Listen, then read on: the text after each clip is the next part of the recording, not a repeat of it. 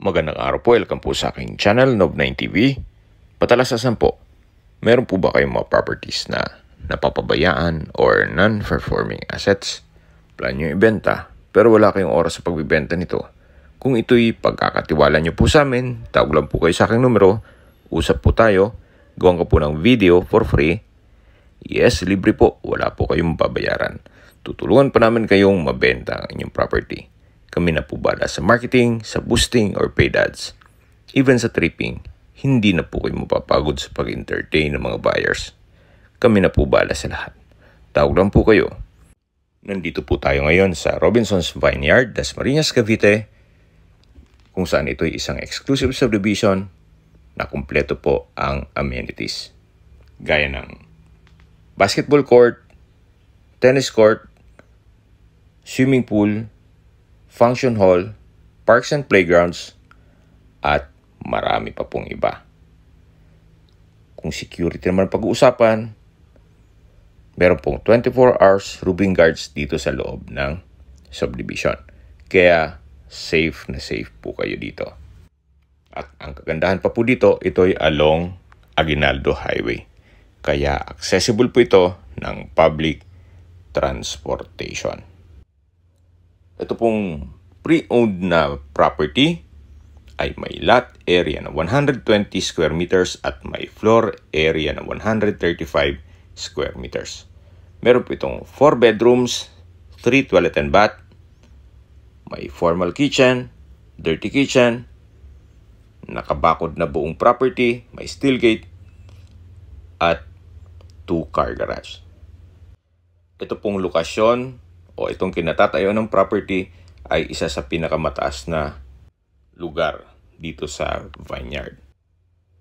Samahan niyo po ako, pasok po tayo. Ito pong bahay ay halos bago pa. Ito po'y titulado, buhay po ang may-ari, kaya wala po kayong magiging problema sa documentation or sa transfer ng title.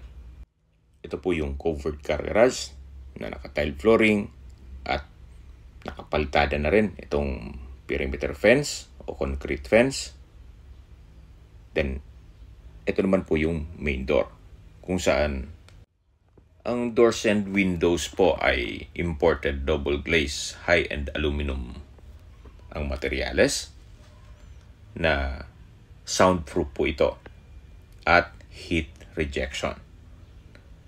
Ito po yung living area or salas.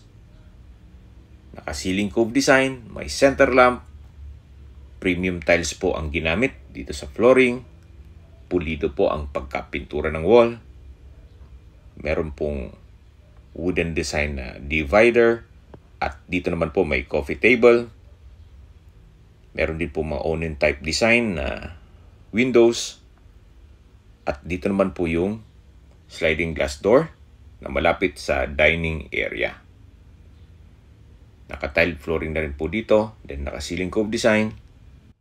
Ito pong sliding glass door ay may access papunta dito sa garahe. Yan po yung main gate. At dito naman po yung service area. So balik po ulit tayo dito sa loob. Ito pong property ay semi-furnished. So may ilang gamit na hindi po kasama. Gaya nitong dining set. Then, meron pong wooden rack. May pendant lamp dito sa breakfast nook. At dito naman po yung formal kitchen. Naka-tile kitchen countertop. Meron pong kitchen cabinet, range hood, wall-mounted cabinet, at meron din pong kitchen window. Meron pong kitchen sink with faucet, at naka-tile kitchen wall na rin po. Kaya madaling linisin. May mga outlet na rin. At dito po sa baba ay meron pong storage ng mga kitchen utensils. Ito naman po yung access door papunta dito sa dirty kitchen. Ito pong dirty kitchen ay malaki din ang espasyo. Naka-tile kitchen countertop. Meron pong glass blocks sa gilid nito. May stainless sink with faucet. May kitchen cabinets at wall-mounted cabinet. Meron din po itong range hood. Dito naman po yung glass blocks na tinutukoy ko na nag-serves as natural sunlight at meron din pong pantry. Ito pong spot na to ay pwede pong gawing maid's quarter. Then pag dinerecho po yan ay meron pong service area. At doon na rin po yung garahe. So balik po ulit tayo dito sa loob. Ito po yung formal kitchen. At dito naman po yung common toilet and bath. May vanity mirror, water closet, bathroom sink, naka-tile bathroom wall. Meron din po itong overhead shower. Then meron din pong shower curtain. So paglabas nyo po, dito naman matatanaw nyo yung living area o salas at yung main door. Meron pong isang kwarto dito sa baba. Kung meron man po kayong senior citizen or PWD sa pamilya, ito po yung para sa kanila.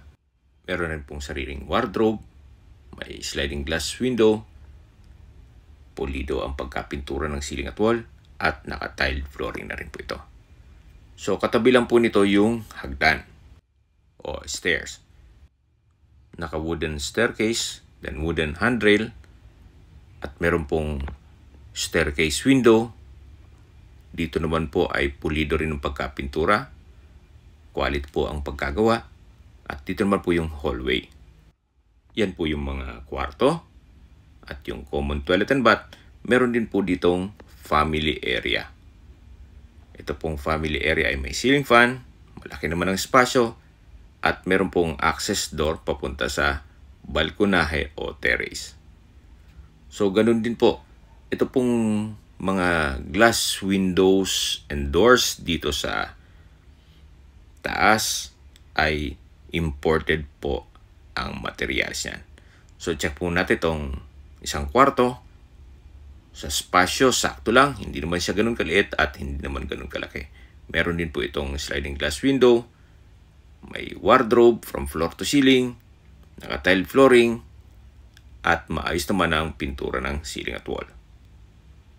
So, labas po tayo para check natin ibang kwarto. So, mula po dito sa unang kwarto, dito naman po yung pangalawang kwarto o master's bedroom. Ito pong master's bedroom ay malaki naman po ang espasyo at may sariling access glass door papunta sa terrace. Naka-tile flooring, meron pong from floor to ceiling na wardrobe. Sa pintura, quality po ang pagkagawa, pulidong pulido. At ito naman po yung tinutukoy ko na sliding glass door na may access dito sa balkonahe o terrace. Meron na rin po itong screen door.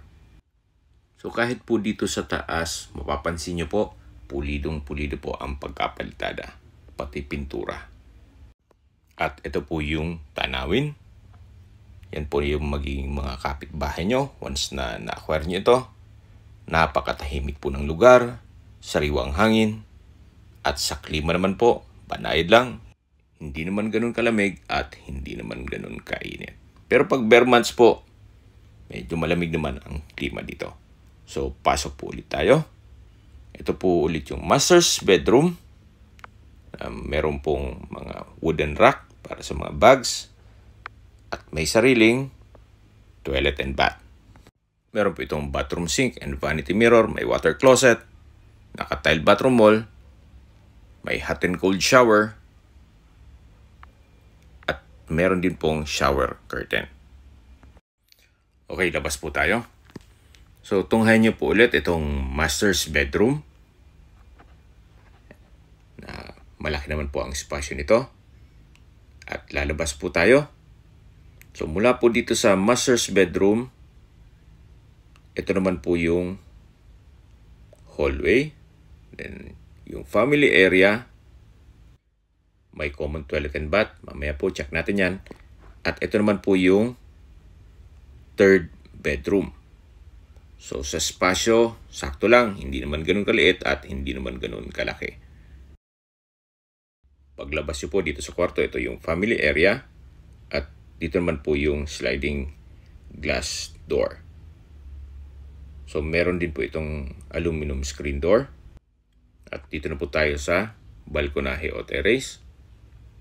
Yan po yung disenyo ng wall, wooden design. Then may white line. Then meron pong trellis. Yan po yung tanawin. Napakaliwalas po.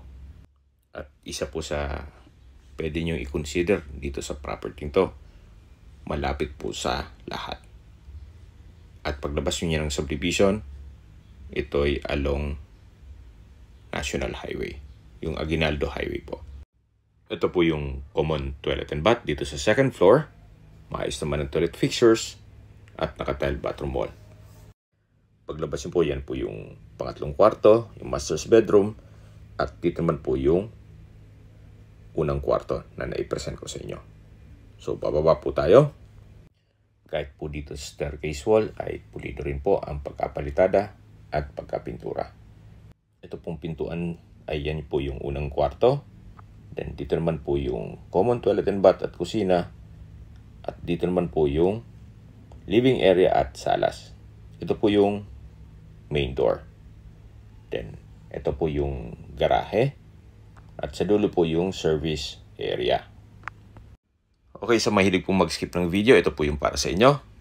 Ito pong property ay nasa Robinson's Vineyard, Dasmariñas, Cavite. At may lot area na 120 square meters. May floor area din po ito na 135 square meters. At halos bago pa po ito. Ito'y pre-owned. Meron po itong 4 bedrooms, 3 toilet and bath. May formal kitchen, dirty kitchen. At dito po sa garahe ay kakasya 2 sasakyan. Ito pong mga glass doors and windows ay imported double glaze. High-end aluminum ang materyales. Yung imported double glaze po ay para sa soundproofing at heat rejection. Meron din po itong mga security screens. At lahat pong locks ay German made. So kung sakali pong ma-acquire nyo ito, ang kulang na lang po ay kayo at ang gamit nyo. Sa presyo na po tayo. Nag-markdown price po si owner from 12 million down to 11 million pesos net. Ibig pong sabihin, si buyer na po ang sasagot sa lahat ng taxes at expenses with regards to documentation.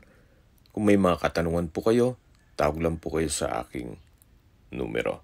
At sa mga kababayan naman natin nasa ibang bansa, meron po akong Telegram. Sa mga iPhone user naman, may iMessage. Meron din pong Imo, Skype, Viber at WhatsApp. Same number lang po, 0917-316-3399.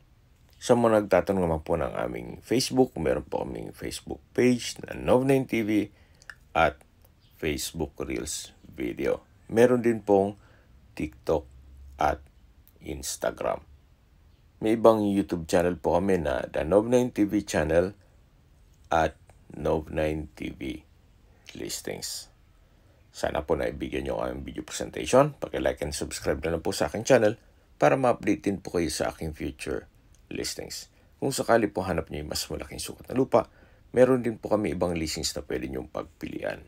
Huwag po kayong mag-atubiling tumawag sa amin, then let us know your budget para malaman namin kung anong property pwede namin i-alok sa inyo. Sa lahat pong viewers, subscriber at nagtiwala po sa amin, salamat po sa suporta. Ingat po kayo lagi at yung pamilya. Maraming salamat po.